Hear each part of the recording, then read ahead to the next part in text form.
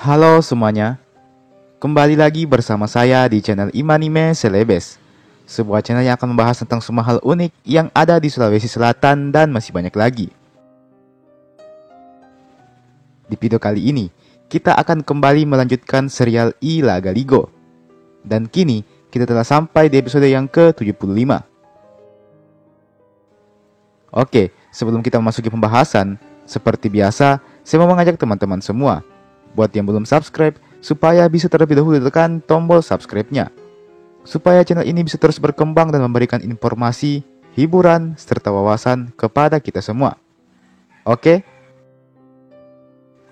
Kalau sudah, langsung saja. Mari kita masuk ke pembahasan. Inilah dia I Laga Ligo Series episode yang ke-75.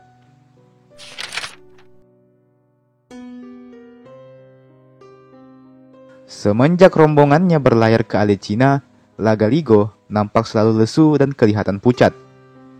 Dia seharian hanya berbaring di atas kasurnya. Saat dia sedang tidur, dia selalu memimpikan Putri Tompo di kerajaan Pujananting. Nampaknya dia benar-benar dilanda rindu yang cukup parah. Namun, mau bagaimana lagi? Sauri Gading dan yang lainnya telah menantikan kepulangannya.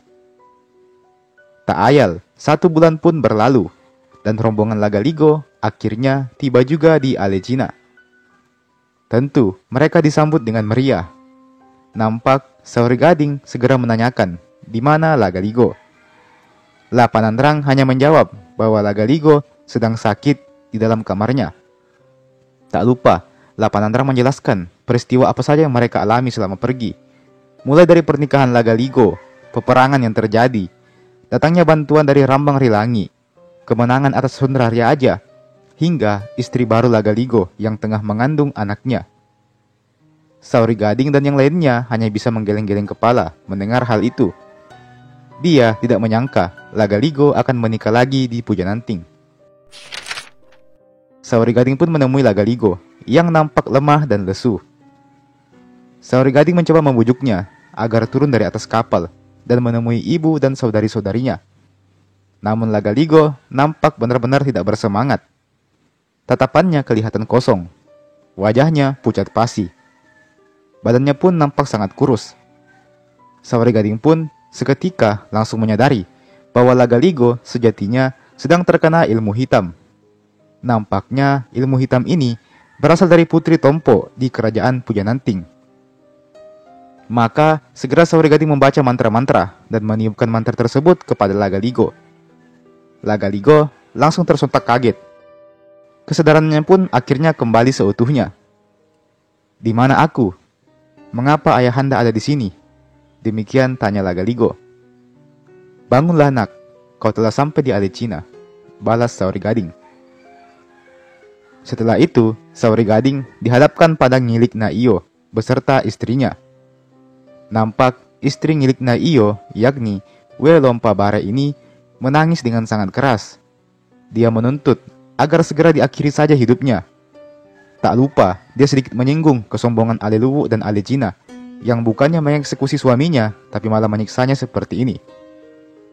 Selama pelayaran, memang Ngilik Naiyo selalu dalam kondisi terikat di tiang kapal, membuatnya harus menderita kepanasan di siang hari dan kedinginan di malam hari. Hujan dan badai pun menerpa dirinya, tanpa ada satupun yang peduli dengannya. Namun, Sauri Gading tidak peduli akan hal itu. Dia tetap hendak mengeksekusi suami istri ini. Namun segera Iwe Cudaik melarangnya. Iwe Cudaik sambil menangis menyuruh Sauri Gading untuk setidaknya mengampuni Welompa Bare beserta para wanita yang ikut bersamanya. Sauri Gading menghela napas dan akhirnya menyetujui hal itu. Baiklah, aku akan mengikuti apa kata permaisuriku. Welompa Bare, kalian akan kulepaskan dan akan kubiarkan kalian tinggal di istana yang ada di Takalala bersama dengan para wanita lainnya. Meski begitu, Ngilik Naiyo tetap akan mendapatkan eksekusinya. Demikian ujar Sauri Gading. Sauri Gading kemudian mengatakan hukuman apa yang akan didapatkan oleh Ngilik Naiyo, di mana hukuman ini sangat-sangat mengerikan. Saya tidak akan menjelaskan seperti apa hukuman tersebut karena itu terlalu susah untuk dijelaskan. Satu hal yang pasti, milik Naiyo dieksekusi tidak dengan cara yang biasa. Welompabare hanya bisa menangis terseduh-seduh. Dia tentu sangat sedih dengan hukuman yang menimpa suaminya ini. Milik Naiyo hanya terdiam, tatapannya kosong, seolah-olah sudah tidak ada lagi harapan hidup baginya. Keesokan harinya, milik Naiyo pun dieksekusi di hadapan para pembesar istana lainnya. Adalah Lagaligo dan Saori Gading yang mengeksekusinya secara langsung.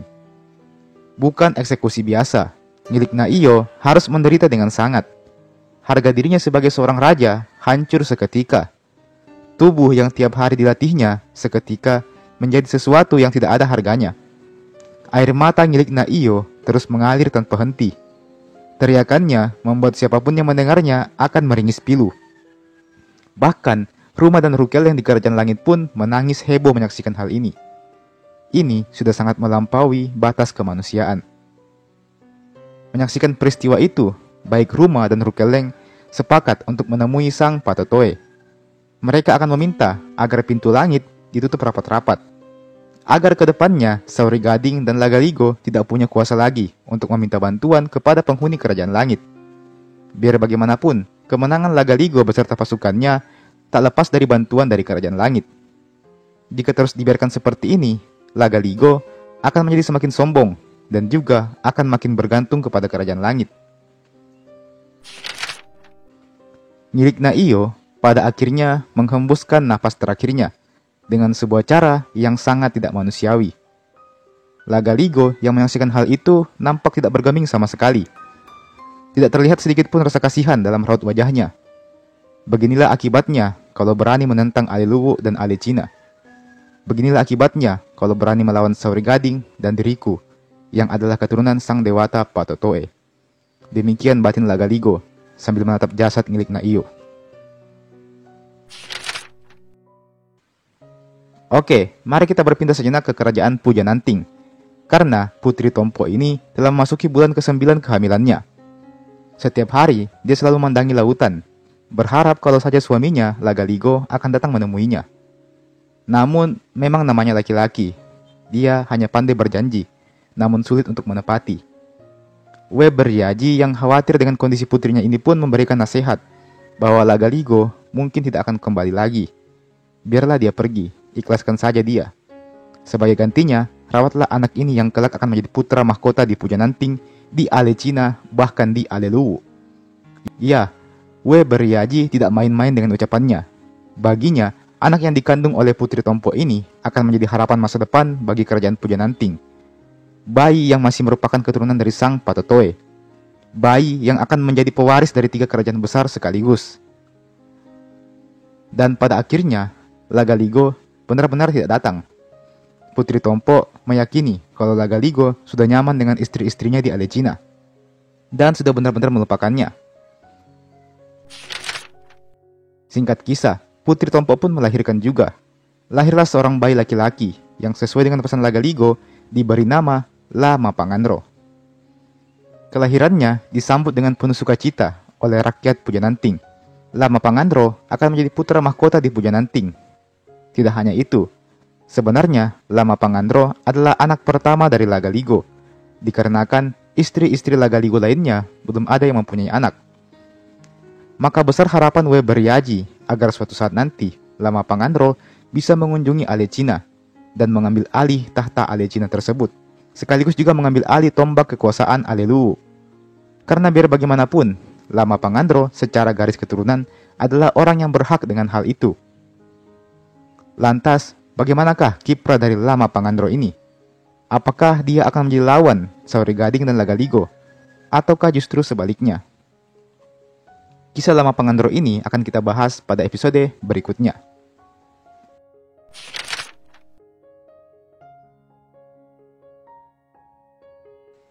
Dan teman-teman, itulah tadi Lagaligo Series episode yang ke-75.